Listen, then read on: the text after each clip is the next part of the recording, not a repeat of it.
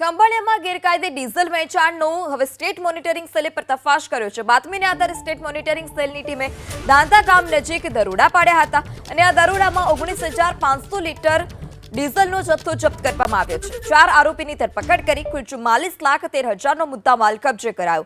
તો ખંભાળિયામાં ગેરકાયદે diesel વેચાણનો state monitoring સેલે પર્દાફાશ કર્યો છે। બાતમીને આધારે દરોડા પાડવામાં આવ્યા હતા ત્યારે દાંતા ગામ નજીક દરોડા દરમિયાન 19,500 લીટરનો જથ્થો જપ્ત કરાયો।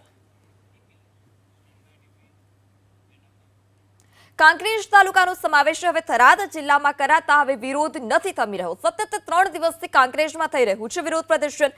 શિહોરી વિશ્રામ ગૃહ ખાતે ભારતીય કિસાન સંઘના નેજા હેઠળ સભા યોજાઈ, જેમાં ખેડૂતો, વેપારીઓ અને રાજકીય આગેવાનો પણ હાજર રહ્યા।